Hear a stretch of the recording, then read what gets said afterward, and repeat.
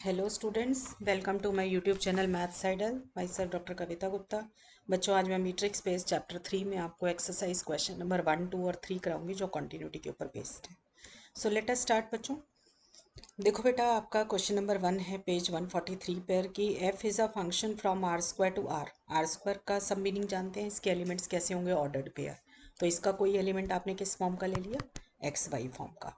तो ये किस तरीके से डिफाइंड है, x y upon x square plus y square if x y is not equal to zero zero, मतलब अदर देन ओरिजन है। अगर ये ओरिजन है तो इसकी वैल्यू जीरो है। ठीक है, मतलब f of zero zero is zero दे रखा है आपको। आपको शो करना है कि ये कॉन्टिन्यूस फंक्शन नहीं है जीरो जीरो के ऊपर। तो हम इसके लिए बेटा सिक्वेंशियल क्राइटेरिया ऑफ कॉन्टिन्यूटी करेंगे। मैं थोड़ा सा रिकॉल करा दूँ। If f is a function from x to y and f is continuous, then आप कोई भी सीक्वेंस एक्स एन अगर एक्स में लेंगे which converges to small x in x, then इसकी image f of x n वाला जो sequence होगा वो एफ एक्स पे कन्वर्ज करेगा। ये कब होगा, जब एफ आपका कॉन्टिन्यूस होगा। और ये statement if and only if है। तो हम नॉट कॉन्टिन्यूस के लिए क्या करेंगे कि एक्स एन कन्वर्ज करेगा एक्स पर, but f of x n will not converge to f x. तो फंक्शन जो है कॉन्टिन्यूस नहीं रहेगा, ये हम शो करेंगे। So my first aim is to find out a sequence in x, और एक्स क्या है मेरा, आर स्क्वायर। तो आर स्क्वायर के एलिमेंट्स हैं ऑर्डर्ड पेयर। तो मैंने एक्स एन सीक्वेंस बना दिया 1/n कॉमा 1/n।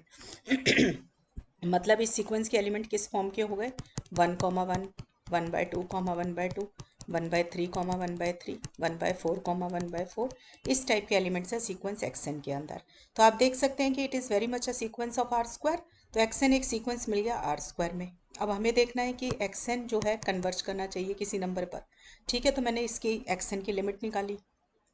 आप limit n tends to infinity 1/n करोगे तो जीरो आ जाएगा। तो ये किस पे कन्वर्ज करेगा, पूरा का पूरा सीक्वेंस जीरो जीरो पे कन्वर्ज करेगा, which is an element of R square. तो हमें पता चला कि x n is a convergent sequence in R square. अब मैं शो कर दूंगी कि एफ ऑफ एक्स एन वाला जो सीक्वेंस होगा वो कन्वर्ज नहीं करेगा आपका एफ एक्स पर। ठीक है, तो हमारे पास क्या है, एफ ऑफ एक्स एन निकाला। एफ ऑफ एक्स एन क्या होगा, एक्स एन की वैल्यू डाल दी 1/n कॉमा 1/n। अब क्वेश्चन में देखो कैसे डिफाइन था f of x y upon x square plus y square. देखो f of x comma y था x y upon x square plus y square. इस एक्स की जगह डालो 1/n और वाई की जगह डालो 1/n। इसमें भी डाल दो ऐसे ही, तो आपके पास ये आ जाएगा। पूरा सॉल्व किया आपने तो आपके पास 1/2 आ गया। इसकी लिमिट निकालोगे, एफ ऑफ एक्स एन की लिमिट निकालोगे तो लिमिट क्या आएगी, कांस्टेंट की लिमिट कांस्टेंट, यानी कि 1/2 आ जाएगी। और हमें चाहिए थी कि f of x n converge करना चाहिए एफ ऑफ एक्स पर। और यहाँ पर एक्स क्या था, ओरिजन। तो एफ ऑफ जीरो जीरो पे कन्वर्ज करना चाहिए था। और एफ ऑफ जीरो जीरो की वैल्यू क्वेश्चन में क्या गिवन थी, जीरो गिवन थी। और मेरी क्या आ गई वैल्यू, 1/2 आ गई। तो it is not equal to f zero zero. तो f of x n will not converge to f zero zero. तो हमारा एक्स एन तो जीरो जीरो पे कन्वर्ज कर रहा है, but f of x n converge नहीं कर रहा एफ ऑफ जीरो जीरो पे। तो f is not continuous at origin. ठीक है बच्चों, तो मेरा एफ ऑफ एक्स एन यहाँ पे कन्वर्ज तो कर रहा था, बट वो एफ जीरो जीरो पे कन्वर्ज नहीं कर रहा था, इसलिए सिक्वेंशियल क्राइटेरिया सेटिस्फाई नहीं हुआ, तो फंक्शन कॉन्टिन्यूस नहीं आया। नेक्स्ट देखो बेटा, नेक्स्ट क्वेश्चन दिया हुआ है मुझे कि f is a function from R square to R. फिर से वही डोमेन है, वही को डोमेन है, बट फंक्शन डिफाइन कैसे कर दिया, x cube minus y cube upon x square plus y square when it is other than origin. और ओरिजन के ऊपर फंक्शन अब भी जीरो ही है। मुझे शो करना है कि ये कॉन्टिन्यूस है। बेटा जब कॉन्टिन्यूस शो करना है तो मैंने क्या किया, इसके अंदर डेफिनेशन ही इस्तेमाल करी है। डेफिनेशन क्या होती है, given epsilon greater than zero, there exist a delta greater than zero, such that आपके पास क्या आना चाहिए, d of f x f y less than epsilon whenever आपका जो ये है क्या होगा, d of x y is less than delta. अगर ऐसा डेल्टा आपको मिल जाता है which depends on epsilon and satisfy this equation, तो आपका फंक्शन कॉन्टिन्यूस बन जाता है। यही शो करना है आपको। तो मैंने अब डी को क्या ले लिया, यूजुअल मीट्रिक ले लिया। तो डी एक्स वाई क्या हो जाएगा, d of f x f y क्या हो जाएगा, mod f x minus f y. तो I consider mod f x minus f y. ठीक है, तो मॉड एफ एक्स क्या है आपके पास, ये क्वेश्चन में गिवन है। एफ वाई क्या होगा आपके पास, एफ वाई मुझे ओरिजिन पे शो करना है ना, तो एक तरीके से ये वाई क्या है, मेरा ओरिजिन है। ठीक है ना, तो एफ ऑफ जीरो जीरो पे फंक्शन क्या है, जीरो जीरो, क्योंकि आपको पता है ना जिस पॉइंट पे कॉन्टिन्यूस शो करना होता है ये वो पॉइंट होता है, F x minus F A होता है। ठीक है, ये जिस पॉइंट पे कॉन्टिन्यूस शो करना है। जब हम एफ एक्स और एफ वाई ले लेते हैं तो वो यूनिफॉर्म कॉन्टिन्यूटी की डेफिनेशन बन जाती है। पॉइंट को फिक्स कर दोगे तो वो कॉन्टिन्यूटी की है। तो यहाँ पर वाई का काम कौन कर रहा है, ओरिजिन कर रहा है। तो यहाँ पे आ जाएगा एफ एट ओरिजिन क्या होता है आपका 0, क्योंकि क्वेश्चन में गिवन है। आपने x cube minus y cube का फॉर्मूला लगा के इसको खोल लिया, ठीक है, मॉड को खोल लिया। आप सबको पता है mod x y is mod x mod y. तो उस फॉर्मूले को लगा के आपने मॉड जो है इस टर्म पे अलग कर लिया और इस टर्म पे अलग कर लिया। अब देखो इस x square plus y square को डिवाइड करेंगे x square plus y square से तो 1 आ जाएगा, और एक्स वाई को डिवाइड करेंगे तो ये टर्म आ जाएगी, ठीक है। तो हमने सिंपल न्यूमरेटर को ब्रेक कर लिया। अब देखो बेटा, आपको पता है कि x square plus y square जो होता है this is always greater than 2xy, ठीक है। तो आपके पास क्या आ गया, x square plus y square by 2 is greater than x y आ गया, ठीक है। तो यहाँ से आपके पास क्या आ जाएगा, देखो इस x square plus y square को नीचे उतार लो, तो x y upon x square plus y square less than 1/2 आ जाएगा। तो ये आ गया आपके पास, ठीक है बच्चों। तो ये मॉड एक्स माइनस वाई ये रहा, 1 को एज इट इज़ रखा और इसकी जगह पे 1/2 डाल दिया और यहाँ पे लेस का साइन लगा दिया, तो 1/2 क्या आ गया, 3/2। तो ये सारी statement 3/2 x mod x minus y से लेस आ गई पूरी एक्सप्रेशन। अब इसके अंदर ट्रायंगल्स इनइक्वालिटी लगा दी, तो आपके पास ये आ जाएगा mod x plus mod y. अब देखो मैंने क्या लिया बेटा कि this term is less than epsilon if हमारे पास क्या होना चाहिए, मॉड एक्स जो है लेस देन एप्सिलॉन बाय 3 होना चाहिए, और मॉड वाई जो होना चाहिए लेस देन एप्सिलॉन बाय 3 होना चाहिए। यहाँ 3 आएगा बच्चों। देखो क्यों होना चाहिए, क्योंकि mod x less than epsilon bye 3 होगा तो स्क्वायर करेंगे तो x square less than epsilon square by 9 आ जाएगा। ऐसे ही वाई स्क्वायर भी आ जाएगा, दोनों को ऐड करेंगे तो 2 एप्सिलॉन स्क्वायर बाय 9 आ जाएगा। ठीक है। तो जब इसका रूट लेंगे, ये हटा लो, जब इसका अंडर रूट लेंगे तो ये क्या आ जाएगा, √2 एप्सिलॉन बाय 3 आ जाएगा कि 9 का अंडर रूट 3 हो गया, 2 का अंडर रूट √2 हो गया और एप्सिलॉन स्क्वायर का अंडर रूट एप्सिलॉन आ गया। तो हमारे पास क्या आ जाएगा, mod f x minus f of जो भी आपका ये ओरिजिन था less than epsilon whenever mod x square plus y square less than ये जो चीज़ है आपकी √2 एप्सिलॉन बाय 3, तो हम इसे डेल्टा मान लेंगे, ठीक है। तो हमने डेल्टा किसको मान लिया, √2 एप्सिलॉन बाय 3 को मान लिया। अब आपको लग रहा होगा कि मैडम ने ये क्यों लिया है mod x square minus y square. तो आप देखिए कि आपका जो फंक्शन था एफ कहाँ से कहाँ पे डिफाइंड था, आर स्क्वायर से आर पर डिफाइंड था। तो आर स्क्वायर का जो मीट्रिक मैंने बनाया वो क्या बनाया, डी एक्स वाई से 0 0 पे बनाया, ठीक है। आइक्लिडियन मीट्रिक बना। आइक्लिडियन मीट्रिक क्या है आपका, x minus 0 whole square plus y minus 0 का whole square, it's under root. सबको पता है डिस्टेंस फॉर्मूला लगाते, ठीक है। तो आपके पास क्या आ गया, एक्स माइनस 0 का whole square plus y minus 0 का होल स्क्वायर। तो ये सॉल्व करके मेरे पास ये आ रहा था, इसलिए मैंने इसको इस फॉर्म में बनाया। तो एफ इज कॉन्टिन्यूस एट 0 0 आ गया because it satisfy the definition of continuity, ठीक है बच्चों। नेक्स्ट क्वेश्चन देखिए, क्वेश्चन नंबर 3 कि आपके पास एफ एक मैपिंग दे रखी है x1 से x2 मीट्रिक के ऊपर, then f is continuous on x1। f जो है x1 के ऊपर कॉन्टिन्यूस होगा if and only if for every y2 contained in x2। f inverse y2 ये साइन किस चीज़ का होता है, इंटीरियर ऑफ अ सेट का है।